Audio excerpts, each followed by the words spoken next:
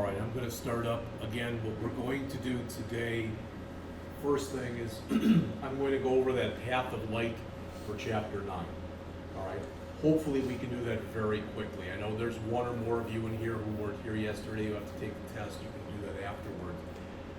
There are one or two people in the room now that did not turn in the homework yet for Chapter 9. I don't want to see anyone fall behind, so please turn that in as soon as possible.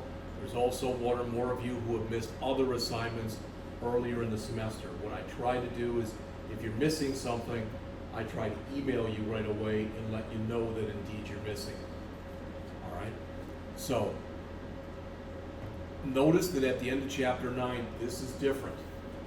All right? You are to do most of the things that are at the very end of the chapter, such as, all right? There is an apply your knowledge on pages 435, 436, and 437. All right, you are to do that. The hands-on exercises that follow that on page 437, you are to do that. Or I guess it's 437 and 438. The web research on 438 and 439, and finally the focus on web design. Now, anytime that you're asked to go out to a site and write something up, a paragraph suffices, okay? Literally, and I'm not trying to be funny. You don't have to go on and write a whole big thing full of stuff, all right? I don't expect that. I would never expect anything like that from you, all right? And also remember, again, especially if you weren't here yesterday, I'm changing this around. I'm not changing the syllabus. But on Monday, there will be the written test. We're going to go for Chapter 9. I'm going to go through the test review that I handed out yesterday to you. We're going to go over that at 11:30. But we're going to do that on Monday. Then we're going to take not much time, but just a little bit of time. And even though it says on here that Tuesday will be a lecture day, I'm going to lecture on Chapter 10 on Monday, because we can do that in less than a half an hour. It's a very short chapter. It's very theory oriented. Then Tuesday of next week, the 20th, will be your next hands-on test. So you will again have the entire 4 hours to work on that. All right. And then for the rest of the week, we're going to start going into some other stuff. We've got here convert PSD files into HTML. I'll have to talk to you about that next week, but you'll notice that next Wednesday is a lab day, next Thursday is a lab day. So you're going to have 2 lab days to work on that. All right? Don't worry about what it is right now. We'll go into it, later. All right? So hopefully that makes sense. But again, I want you to realize there will be a written test Monday at the beginning of class, as we've been doing. Then I'll go over the lecture for Chapter 10, but this hands-on won't be until Tuesday. Everybody understand that? I just want to make sure everybody's good with that. All right? Well, maybe not good with it, but at least you do understand it. How's that? All right. The other thing, and I've mentioned this to you before, but I want to say it one more time. I want to put in a plug for this. You may or may not be interested, and again, I know people's time is precious. I've said that before, but I've got a URL up there, https://www.sitepoint.com/html-css. Excuse me, and I'm going to leave that up there. They literally have a CSS series from A to Z, where they're going through different topics every day or every other day on CSS. You can see, if you look on the screen here, here's a couple examples. All right, quick tip on float and clear. And they typically have a video, and then they have like a little explanation also of what's going to possibly be a little exercise, but you don't have to do it. Pseudo classes, etc. So if you want to learn more than you're getting in here about CSS, and really when you think about it, the 3 tenets of web design, if you want to be successful, is you have to understand HTML, you have to understand CSS, and you have to understand JavaScript. All right? It's kind of interesting. I don't want to go off on too big a tangent, but just in case you didn't know this, yesterday they had an open house and it was specifically for people who were displaced when ITT Tech closed. And there were probably about 15 people who were here for IT. And I talked to about half of them. Half of them were hardware, and about half of them, so some of them may be joining the program here in spring. I don't know. Unfortunately, the way that it's set up with at least a couple of them, people said, well, are we going to have anything at night? Well, no, right now, no, that's not the plan. Oh, I work full-time during the day. I get that. But they wanted to know what the program was about, etc. And it was interesting talking to them because they actually have 2 different classes they take there on just HTML. Their first class is just beginning HTML. They don't touch anything HTML5. Some of the stuff that we've talked about, none of it's in there. And then the second class is all on HTML5. And I said, how did that go? And almost to a person, I said, but I don't know exactly what that means. All right, but I take it wasn't the most favorable thing in the entire world. All right. So like I said, it's something that you might want to at least take a look at. And if you don't have any interest, okay, you don't have any interest in it. All right. So at the end of Chapter 9, really on the bottom of page 447, is the Path of Light Yoga Studio. And there are only a few different tasks that we have to do here. Basically, what we're going to do in this chapter is we're going to add that form that you see on the bottom of the page. All right, that contact form. It's a very simple contact form. In fact, let me bring it up here.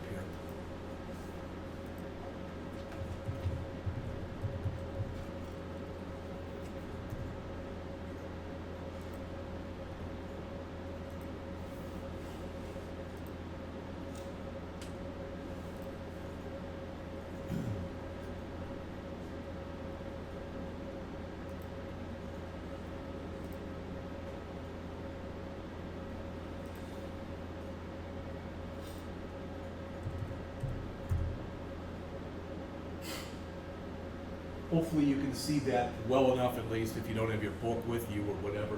But the form itself is really simple. Okay, from what we went over yesterday, you should understand a label, a label, a label, a text box, a text box, a text area, and a button. That's it. All right? Now, quite often, when you want to contact somebody, there'll be more than that. But here, there's just a thing for your name, a thing for your email, and a thing for comments. And you've got to really know your audience. In other words, many of the people who want to know more about Path of Light Yoga Studio probably wouldn't want to give a lot of personal information. That makes sense? They want your name so when they get back to you, they know how to address you. All right? They want your email, so you're emailing them, they want them to email you back. All right? And comments are typically going to be, are you open on this day? What are your hours? Do you have beginning classes? Whatever it happens to be. All right, so as always, know your audience. But again, this is a very, very simple example. So again, we're in here, we're going to have about 4 tasks.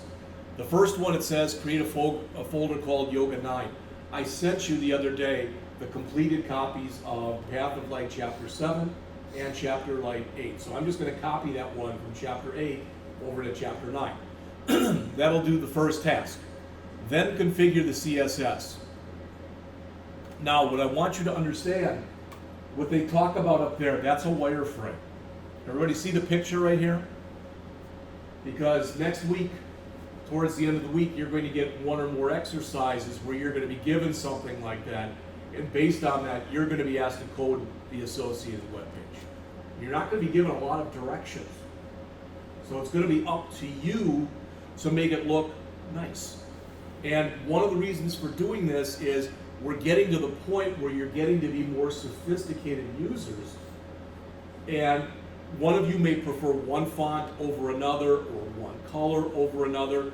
And it's kind of nice then, if we're going to have 10 assignments, to have 10 assignments that look at least a little bit different.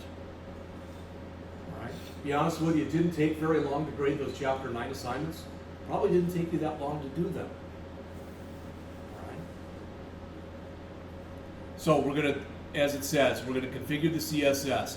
Then we actually create the contact page itself. I already mentioned what's on there. It's pretty simplistic. All right. Then we configure the HTML5 form controls, such as we use the required attribute because we want all three of the fields to be required, and we use type equal email. All right. So I really don't think this is going to take very long. My hope is that we're done in around a half an hour or so. All right. Well, I guess I went too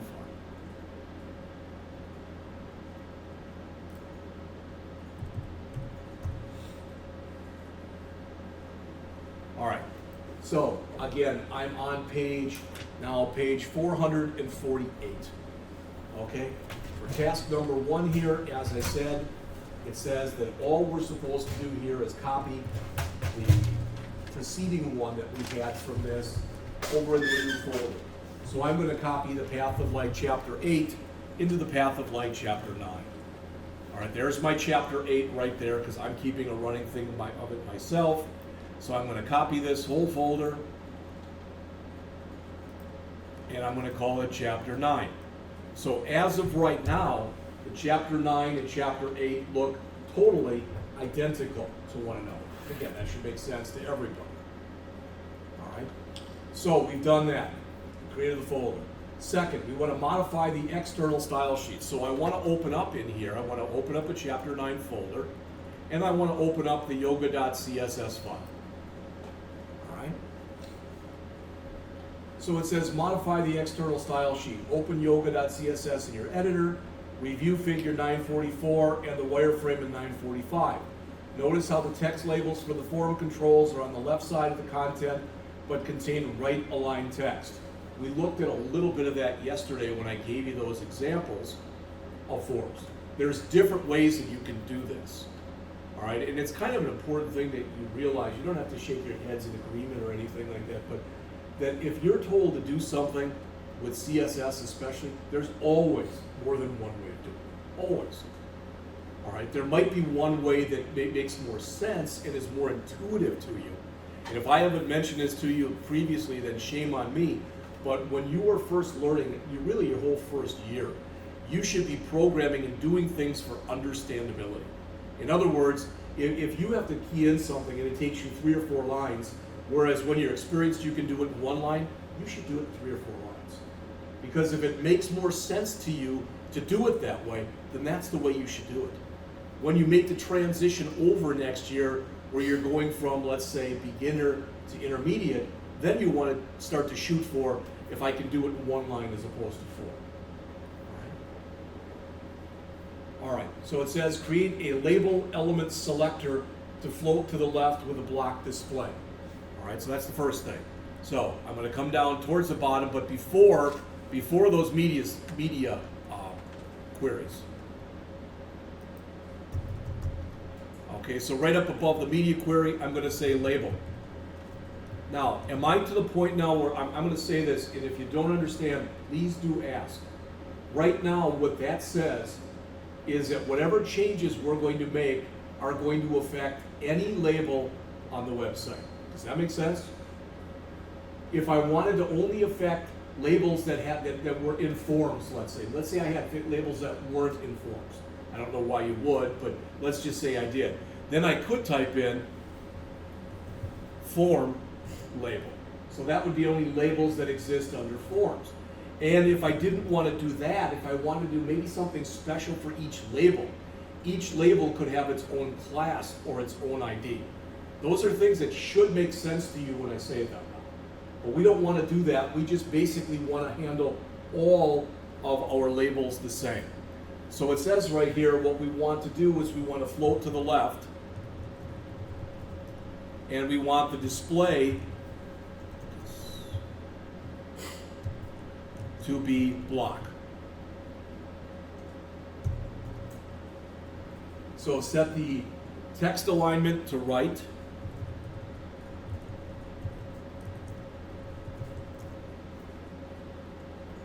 The font weight to bold.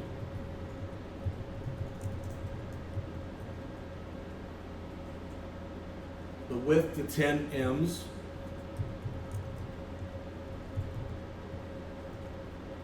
and configure 1M of right padding.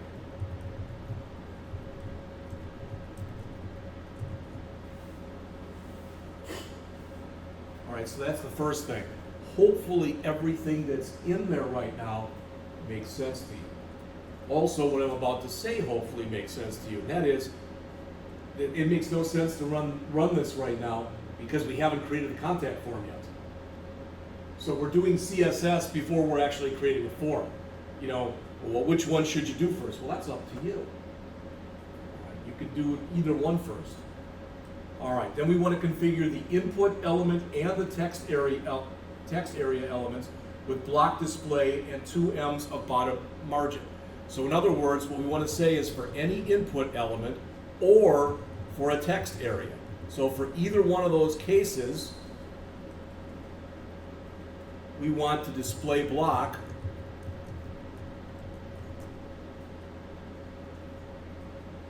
and we want a margin bottom of 2 M's.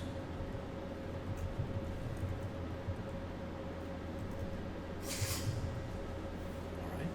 So this is what we've added so far, everything that you see in gray. All right. That's the first 2 steps. I don't think I missed anything. If I have, please let me know. Next, we want to configure an ID named mySubmit with 12 M's of left margin. Well, remember, ID start with a £, and it's mySubmit, and we want it to have margin left of 12 M's. I'm going to push this up. Hopefully you've got everything for the label, so I can move that up. All right. Finally, we want to configure the form elements selector with 3 M's of padding. Now, what I'm about to tell you, I said this the other day, I'm saying it again. Things to me that are fundamental, I want to keep repeating. Okay? This is all form stuff.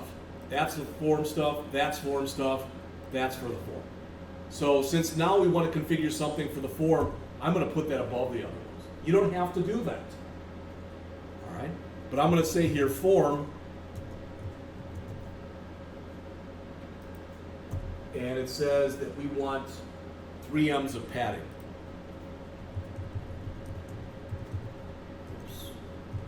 Now, some people take and partition off everything and they put something like this in there. And they'll say form elements CSS, for example, something like that. You can get as nuts with this stuff or as non-nuts with this stuff as you want to. So I could put a begin here, and then I could come down to where I've got the bottom of it, and I could put an end right there. All right, again, you don't have to do that. It doesn't make it run or work any better. But sometimes it can help clarify, when you partition things off like this. Any questions on that first? So we created the folder, now we've configured the CSS. Any questions on that?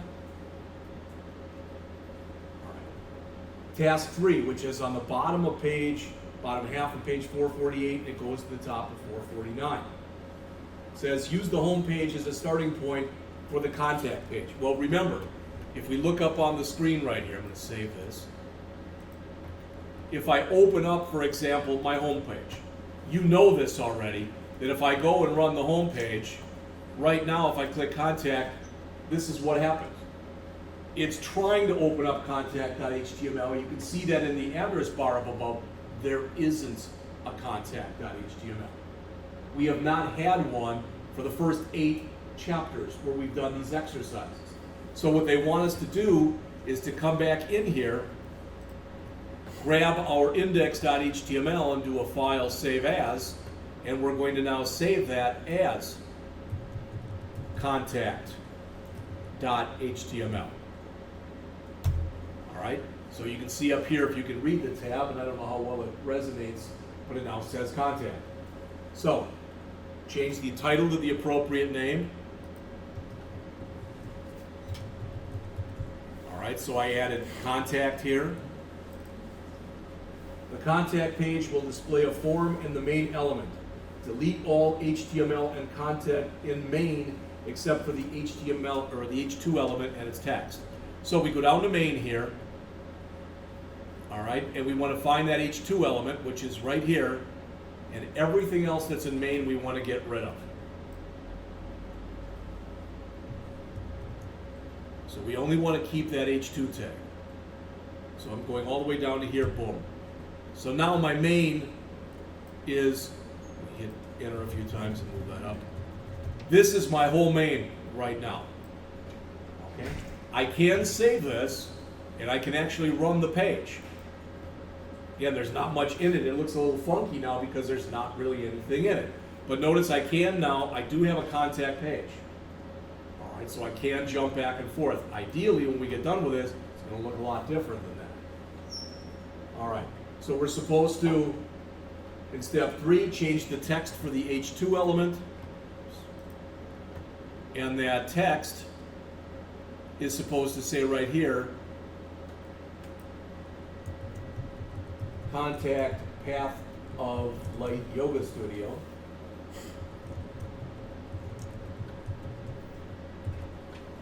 All right. And it says prepare to code the HTML for the form area. Begin with the form element that uses a post method and the action attribute to invoke server-side processing. Unless directed otherwise, and you're not going to be, it says that we're supposed to set the action equal to the address that's shown there. So let's start to create the form. All right. So, form tags begin with the word form and they end with our ending form tag.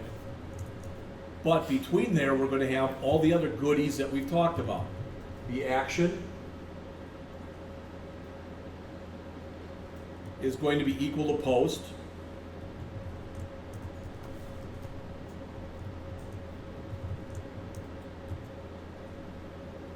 I'm sorry, that's the method, not the action.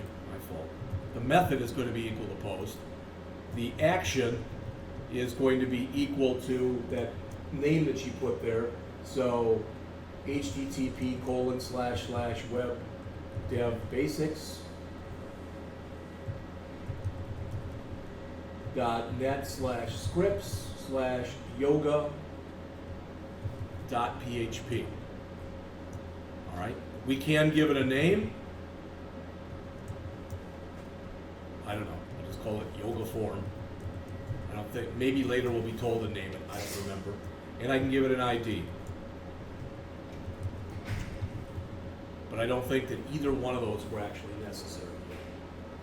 Is there anything that's in there that does not make sense?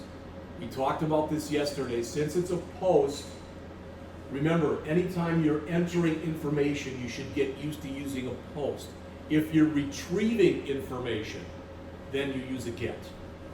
All right, now next fall, we're going, the ASP.NET class, you're going to learn database stuff too.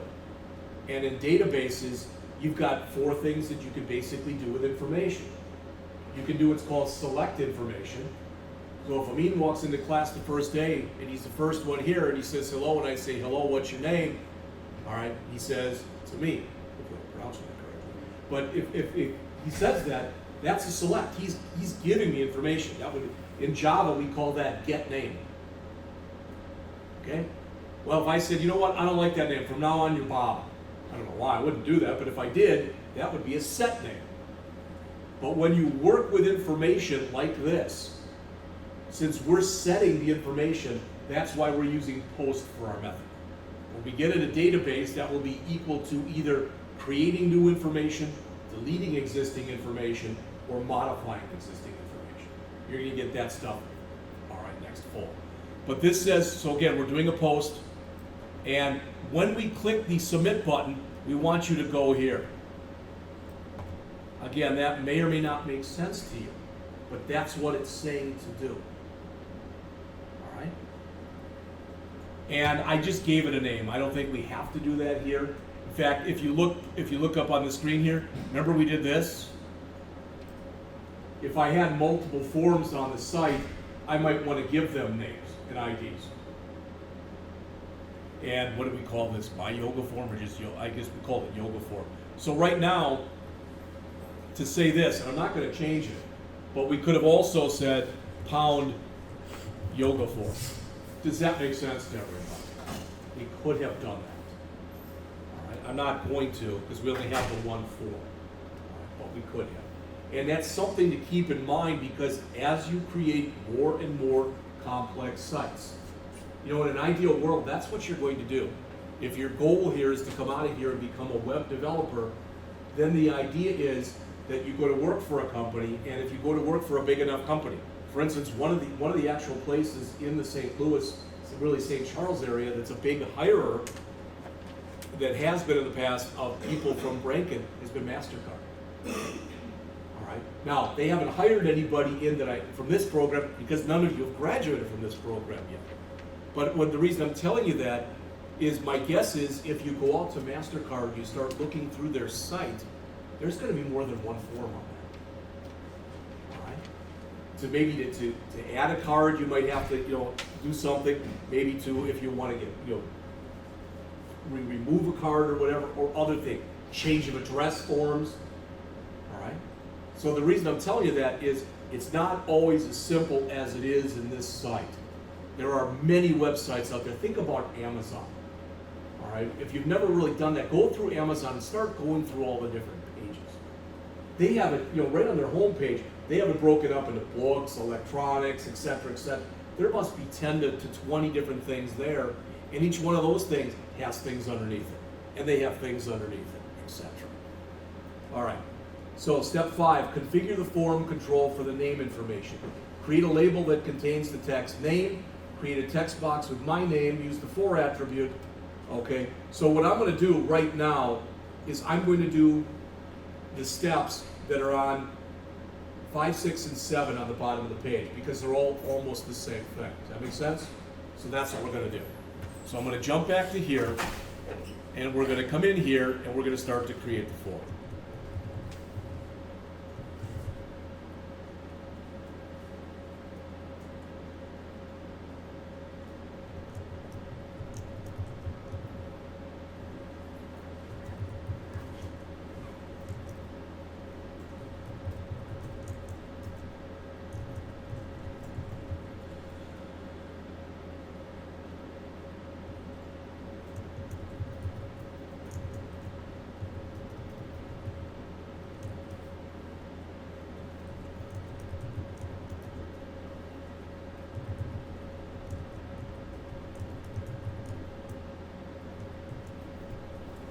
Now that's the first one. I'm going to copy this, what you see in here in gray, right there. I'm going to copy that twice.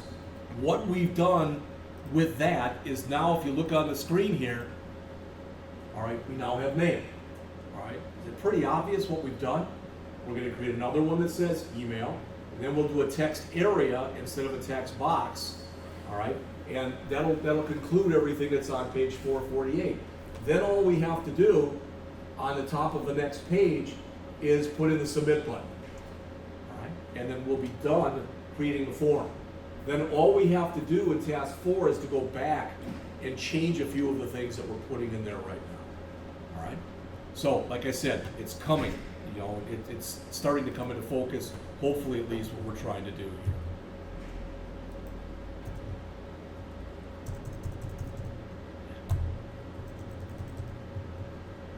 So the second one that we're supposed to create here, very similar, and I think this is my email.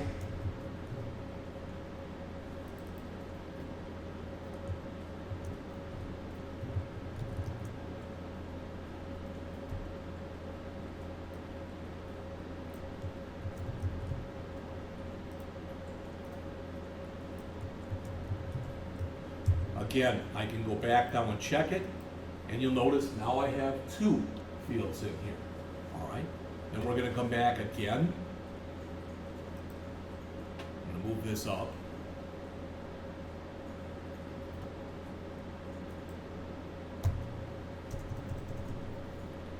And this one is going to be a little bit different. All right. Because this one is not going to be a text box on the bottom of the page. All right, but we want a label here, and this one is going to say comments.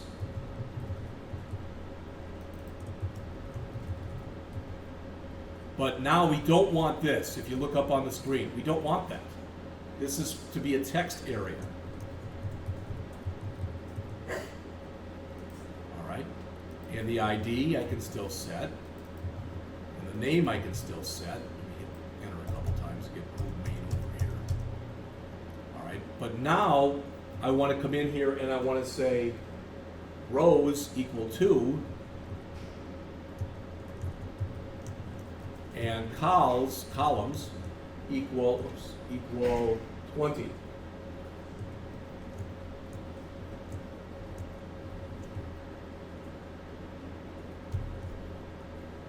All right, I'm going to move this one up. If you don't have everything, name and email are identical except for the names. All right. So this is what we have. Again, if I run it again, okay, well, something looks screwed up, so that's probably on me. So I'm going to go back and take a look at it. All right, I wouldn't do that on purpose, but I screw up stuff enough, okay myself. Oh, I didn't end my text area.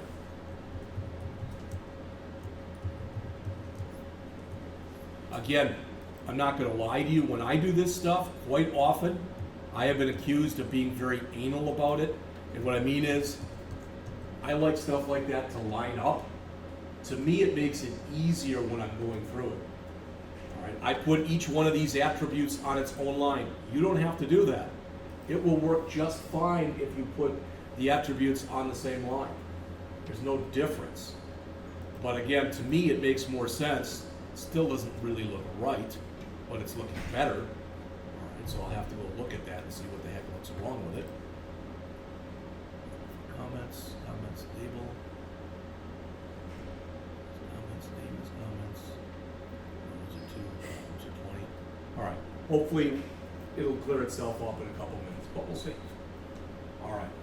On the top of page 449, you want to configure the submit button, okay? And it's supposed to say send now, and the button is supposed to be named My Submit. That's important.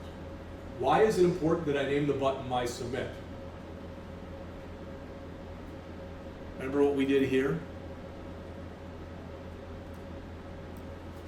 Okay, we gave it an ID, so we have to give it an ID in our code also. All right. Now, if I want, doesn't look like they have any spaces, but I could put some line breaks in there if I wanted to or needed to. Remember, this is input type equal submit. ID equals my submit. Name equals my submit.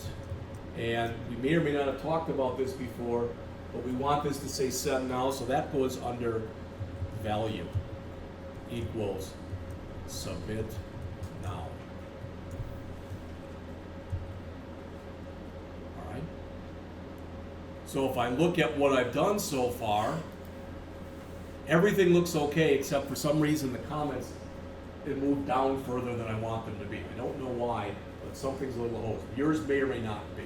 If mine is and yours is not, that's a good thing. All right. Now, is there anything that I've done, and I'll go right back to the code in just a second.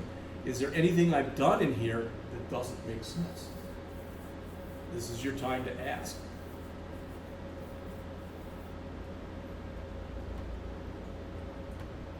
Oh, look up on the screen here if you would. Look, there's my ending form tag. See that? Somehow that got moved. That's on me. I'm going to move that down to the bottom here.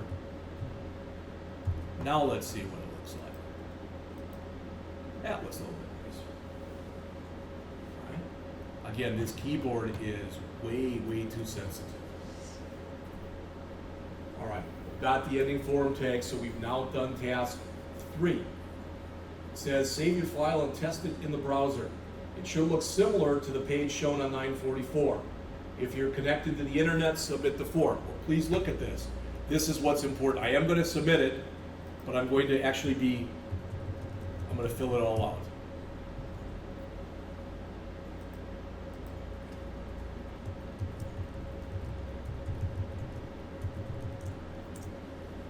All right, so I filled it all out. I'm submitting.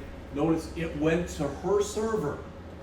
I want you to understand, because we told it to go to that address, that PHP file, it went out over the internet to her server, and it came back and it gave us the information that we just entered. Does that make sense to people? Because that's the hallmark of this, okay? It is possible for you to take and put a package, you could put it on right now if you wanted to, on your own machines, a package that's something like that's called XAMPP, XAMPP. What that does is it allows you to use your own computer as both a browser, or also known as a client, which is what you're doing now, and it's got a built-in server. So you can actually do server stuff on your own machine if you want to do that.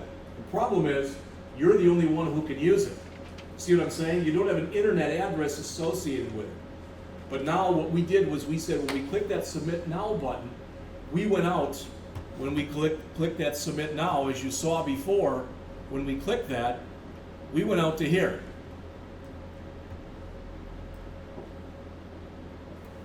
That you see in the yellow right there. We went out to http://webdevbasics.net/script/yoga.php. PHP is an example of a server-side programming language. So there was code written in there that just echoed back the information that we sent. Because that's the first time we've actually done, we've been doing HTTP requests, we've been sending them out all the time. We've never had a response that came back from an actual site. This is the first time. So we do task 4. It says get more practice with the new elements, modify the content HTML file in the text editor. Why do we want to do that? Well, if you look up on the screen here, if we ran this and I just click Submit Now, it actually submitted. It went out to her site. There was nothing to send back. But it did go out to her site. It did all that stuff. All right? Well, that's not typically going to help you much. Plus, when you think about it, and hopefully what I'm about to say makes sense, I just wasted server resources. If you are creating a form and you tell the user you have to key in these 6 fields, name, address, city, state, zip, whatever it is, and all of them are required. If they skip any of those fields that are required, you shouldn't let it go over to a server. You should check those fields to make sure they've got values in them and the values are valid. That's called form validation. You're going to do a little bit of it now, but you're going to learn more of it when we get into the JavaScript part of the class. All right? And the reason for that is, let's say I've got 5 things out of the 6. And 5 of them were there, but it asked me for my email and I left that off. Now I send it over to the server. They're going to perform the same checks. And they come back and they go, wait a minute, you don't have an email address. So it sends it back again. That's a waste of server resources. And you might say, well, that's not a big thing. It is if you're a site like Amazon and you've got hundreds, if not thousands, if not millions of people using you at the same time. So you want to build in protections for yourself. Validation. All right? So number 1 says, add a paragraph above the form with the following sentence. Required information is marked with an asterisk. So above the form, there's our form, so we're going to add that paragraph.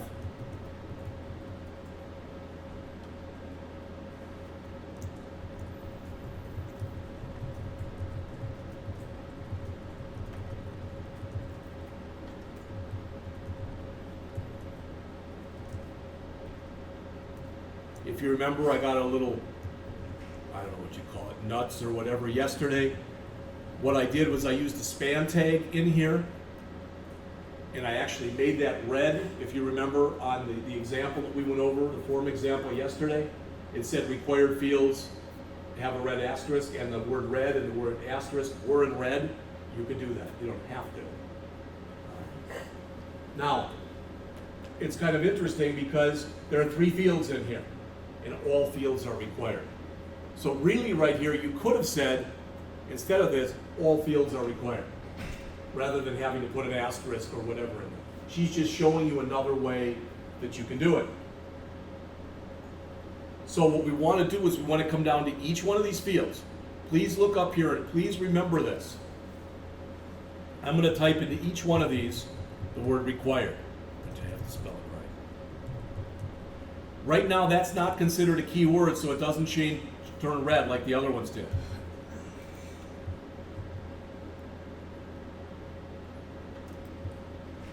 All right. So I've now got the words required in there 3 times. I'm going to save that. I'll come right back to this, but I'm going to run it again. Now notice when I click Submit Now, please fill out this field.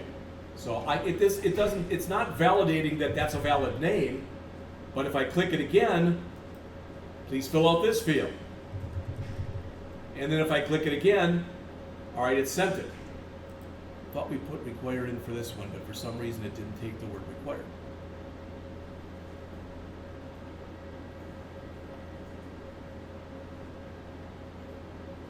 It says also add an asterisk at the beginning of each label.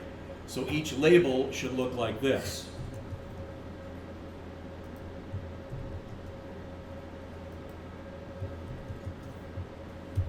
I'm not sure why that word required didn't work in here. It should have. So now you'll notice on here, now I get the asterisk in front of each one of them. It is submitting. That's an error, so there's something wrong with this. Either I did something wrong or it's not set up correctly. Okay? All right. Finally, we're supposed to go to the email address that right now looks like this. Type equal text. You're supposed to change the word text to the word email. So just make that one change.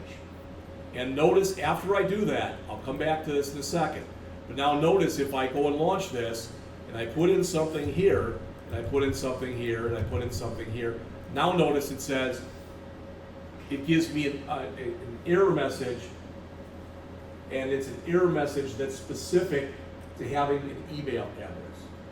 All right? And I want to say this one more time. I said this yesterday, but I know that at least 1 or 2 of you weren't here yesterday, that if you want to start learning about this stuff, and this is stuff we're going to have a whole chapter on this in JavaScript, all right? And that is, if you want to start learning about regular expressions, I showed you that HTML5pattern.com site yesterday. That's a place to look. It's a very simple site, all right? But there's another site that I may or may not have shown you yesterday, and it's called, I believe, but I always forget, it's regular-expressions.info, I believe. A lot of these sites that are the best sites are like unbelievably ugly.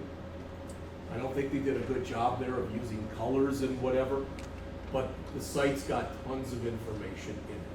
So the 2 sites that I gave you, if you're interested in them, and again, if you're not, you're not.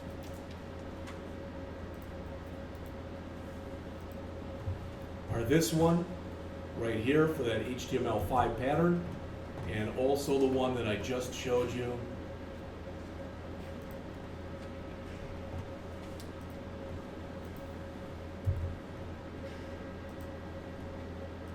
Which was that one right there. Again, you are going to end up having an entire chapter in the JavaScript class that's going to be on regular expressions. Now, you may or may not be aware of this, but just so you know, JavaScript stuff you may find harder than this, whereas we're going through this whole book, we're only going through the first 8 of 12 chapters of the JavaScript book because there's not going to be enough time to cover all 12. All right, I'd like to, but there just won't be time to do that. All right, so that's everything. Like I said, the only thing that I'm worried about is that thing with the required field for the text area. And I don't know what the problem is. I'm looking here. It looks like it is syntactically correct. I don't see any errors. I don't see any funky coloring or anything, but for some reason, it does not appear to like that required by that text area. Okay? I believe yesterday too, I sent you the completed version of this. I emailed it to you. So you've got that. So if you had any problems with this, you'd be able to go back and do it. All right. So it's 8:51. Take your break whenever you want to take your break. But when we will reconvene at 11:30, and we will go over the test review for Chapter 9. All right? So the rest of the time here is yours. Tiffany is hopefully, are you ready to take the test?